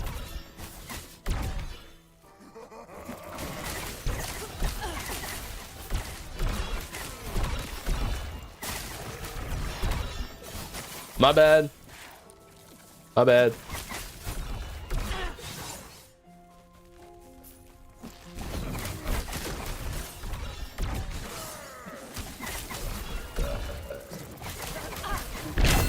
Oh, what do we get there? Okay, we want to get our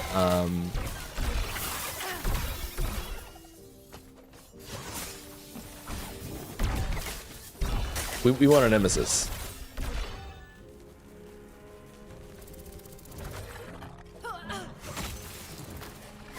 Because we want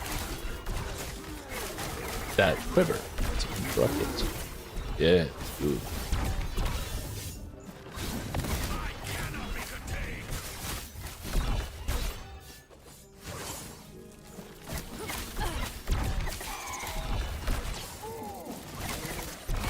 Come on, where's the nemesis?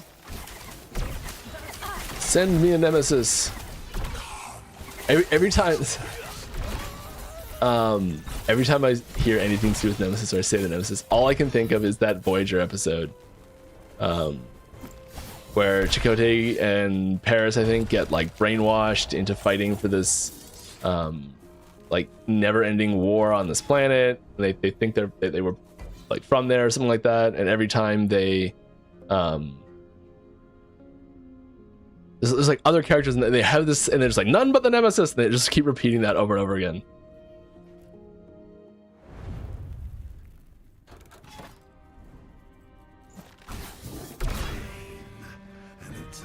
The episode's probably just called Nemesis.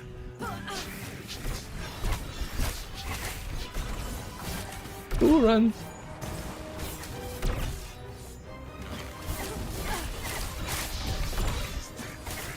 My decoy's that way though.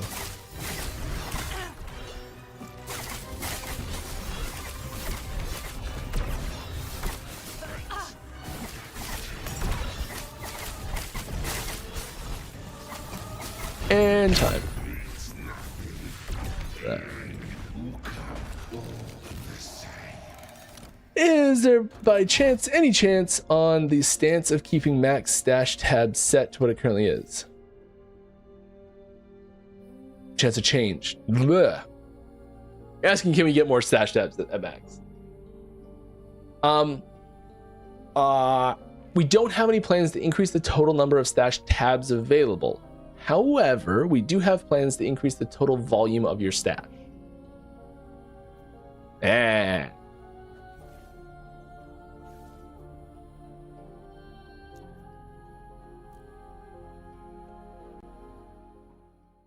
We're reworking the UI a bit. So right now there's wait, there's a max, exactly. 200 stash tabs is the max. It gets a little cheeky with you when you buy that and you try and buy 201. At least it used to. That might be gone. It like cuts you off like a bartender.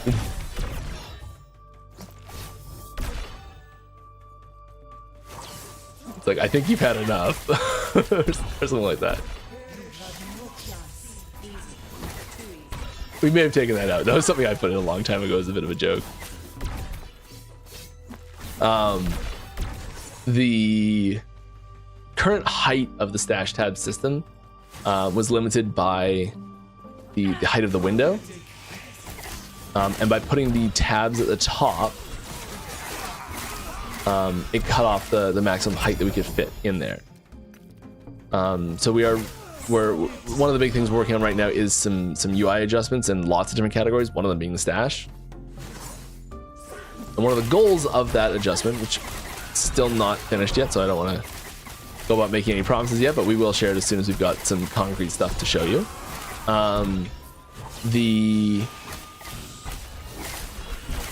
stash tab height, the total number of rows per stash tab is 17 currently, I think, which is kind of an insane number, looking back at it now. And the reason we did that was we're just like, how many can we physically fit max? What's the most we can fit with this layout? Just that makes sense. Just add another row, because what's an extra row? It's more space. That's what it is. Who cares if it's a non-easily divisible number by any of the heights of the items we have? I think 24 is the first number that is divisible by every single item height that we have evenly. But unfortunately 24 is too big to fit. But I think we're getting to the goal is to get up to a better number that's more easily divisible by existing items. So you could have a tab of like all one item type and have it fit nicely and have it fill up instead of having like a gap in the bottom.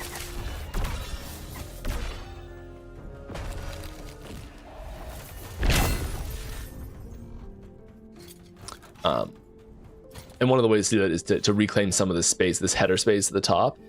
Because like we basically already have like a tab system on the side. Do we really even need, like, we've got two, right? Like you can like go up into that space and use this more and readjust the whole thing to make it flow better and look better and be more functional and smooth and all that sort of stuff.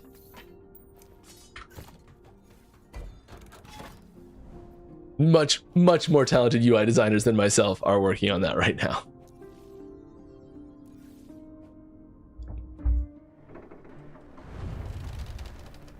But if you are hitting 200 stash tabs, I am curious, is this, are you hitting 200 stash tabs in like legacy and there's like that many items to actively keep track of that are like important to keep? Or is there any chance that there's maybe a few things that might not be super necessary to keep?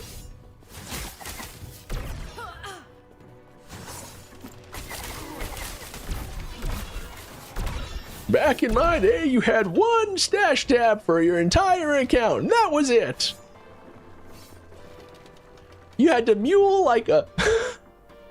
No. Real talk though, adding the shared stash tabs to Diablo 2 is the best thing they've done in forever. Does anyone remember like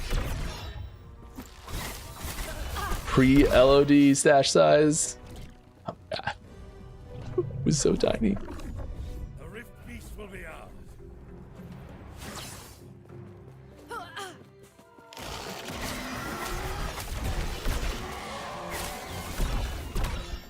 Okay.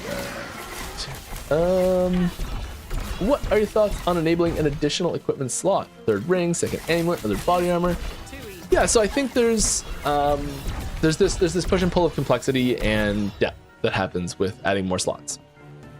One of the goals we have with the different equipment slots is that there's a different thematic reason for them existing, and it's a different thematic niche that they fit in. And so I'm not sure what the thematic difference would be for another slot. Like what's the next thing? Like, yes, so you can put another ring, another amulet, that sort of thing. And they can kind of just take up the same space as those existing ones, but it kind of dilutes the reason for them existing a little bit, I think.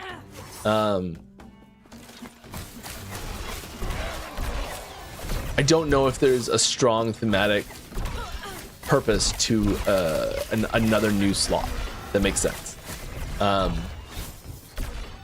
There's a pretty clear gap right here where there's nothing. So like, if you're gonna put something, that's where you'd probably want to put it.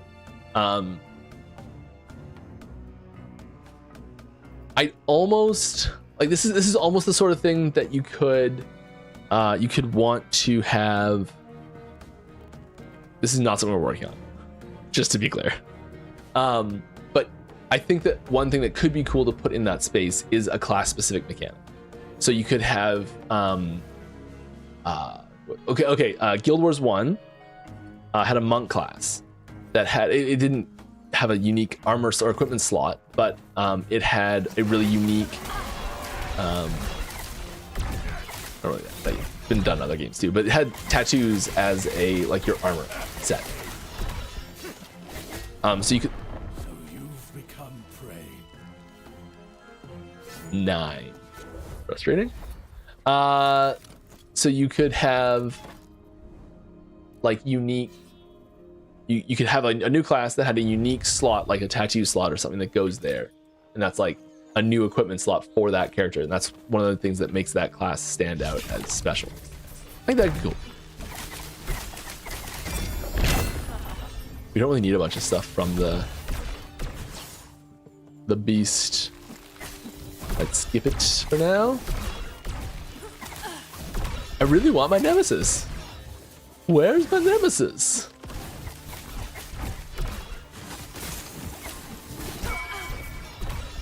Yeah, that's an imprint drop right there. Okay, are we gonna roll another one? There was one for 92k before. We got that. And there's the nemesis. Yes. All right.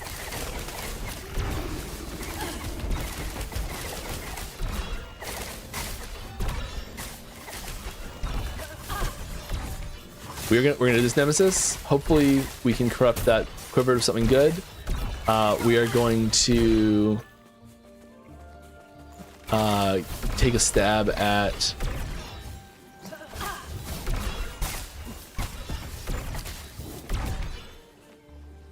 this bow. This bow? Not a great base, but whatever. We'll live. Is it like tier 2, tier 3? Oh my goodness. What a tragic roll.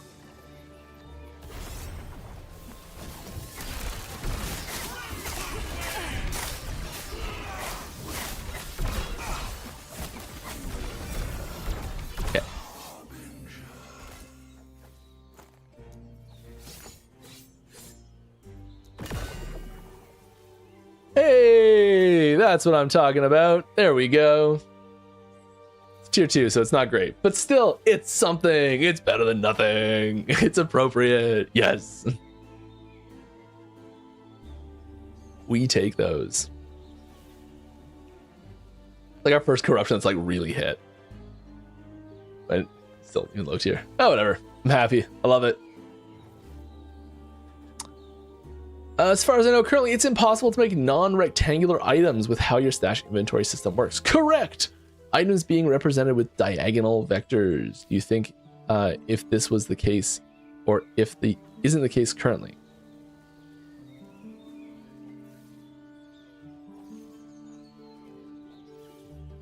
If this wasn't the case, are you guys would be more inclined to make things like weirdly shaped idols and stuff, or do you want to keep them simple as shapes? It's better to avoid it becoming Tetris hell. No, I think having weird shapes is something that we've considered doing a few times, and we have looked at doing it a few times. And if it was more reasonable to do, we would do it, I think. It's super unreasonable to do, and we're not doing it. I'm sorry. If someone figured out a way to like, it's that classic like, oh, if someone had a magic wand and could just make it happen, yeah, we're in. Sounds awesome. It's great. Sorry, not happening.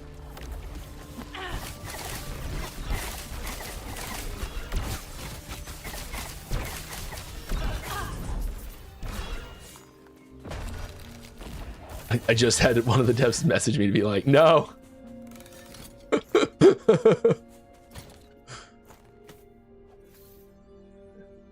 Don't worry, I'm not making any promises.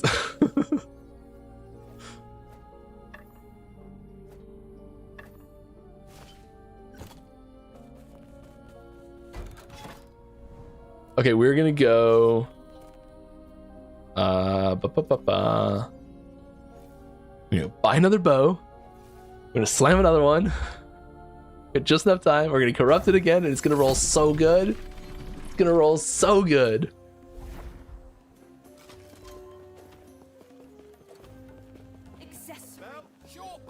I'm ready. Beauties will pull on your heartstrings.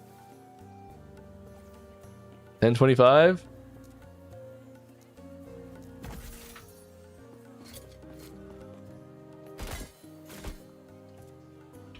This is the button I'm looking for.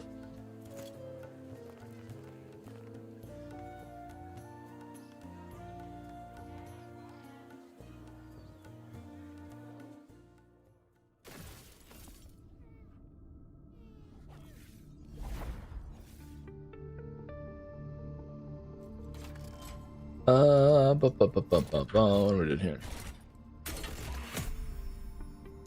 Tier 2, right? 465, tier 2, we'll take it. Is there any plans to merge all the different MG shops into one UI, or is it that purposeful design that you want to stick with? Right now it is purposeful, and we are probably sticking with it.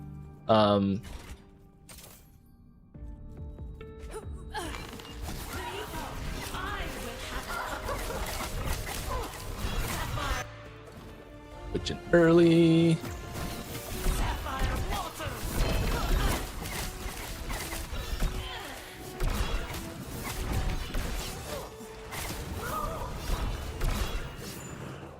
That seemed to go a lot better than last time. What happened?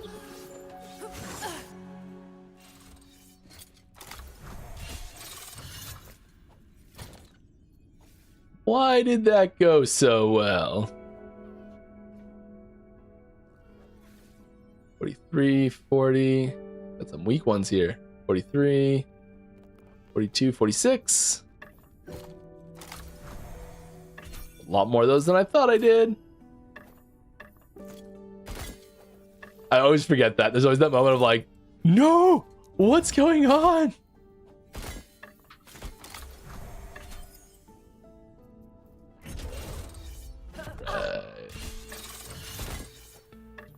Slamming it. Yeah. Oh yeah.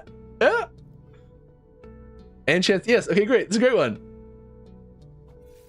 That's a great one. Why was I not super excited about that right away? It was great. Oh, that's fantastic.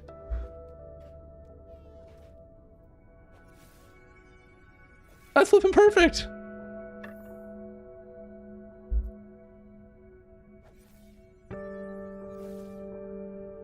We just crit now. Yay. All right, now we need crit multi all over the place. Time to add shurikens in the build. Yeah, I don't know about that. We'll see. You go smoke bomb?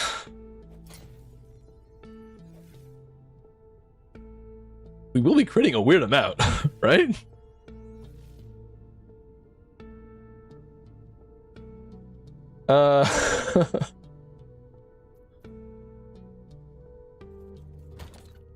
Okay, well.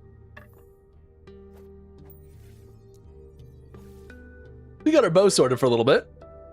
Time to move on to a new item. I think we put a new base in our I'm gonna put this in our Weaver tree. Doesn't count as a weapon, right? Yeah, doesn't count as a weapon. Item is corrupted.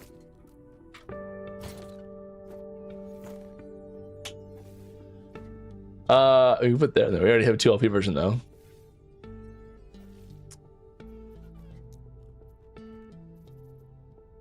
I'll figure something else to put in there.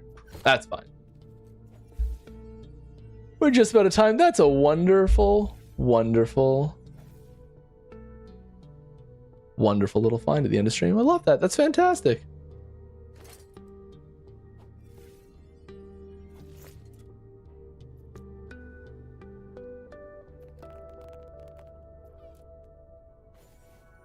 What do you want? What do you want with my new bow? Gotta try it out, right?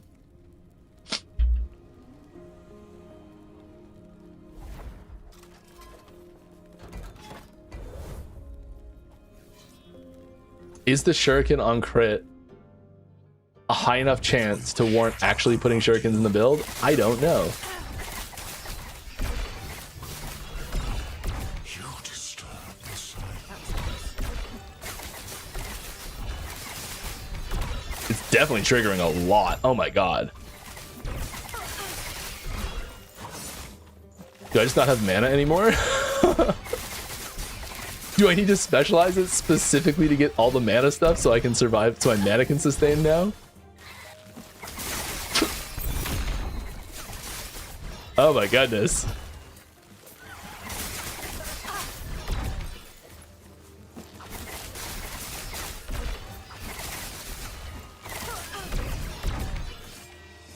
Like 3.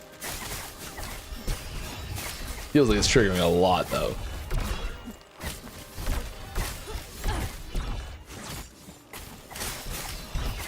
Well, I'm very pleased with this.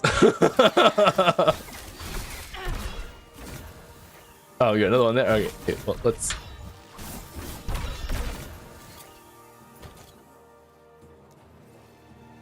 I don't even need it. I don't even need the bow now. What do I put in here? Might get a 2 LP. Right. Bow attack speed on gloves. What do you think? Oh my god, I have been banging this drum for years. Please, please, please. I have no idea if this is like such a D2 heavy background that I just like assume that there's bow attack speed on gloves. Like it's just the most like obviously intuitive thing in my head that there is that. And I don't know what it is, but like so many times over the years I've gone to like spec out a character and build out a character. Or like I'll be just playing and I'll just like go to make it and it just doesn't exist. And I get so confused for like 5 minutes that I remember don't have it.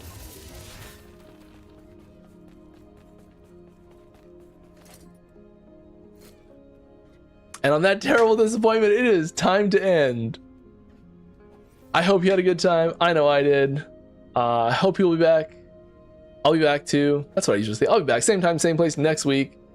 We'll be playing more of this bow character. I'm gonna get it to be actually good. We'll see. And we got something right at the end that almost confused me, but it is a follower. That's awesome. Go say hi to someone. Oh, look who's streaming. More followers. Gotta make sure it's not a sub.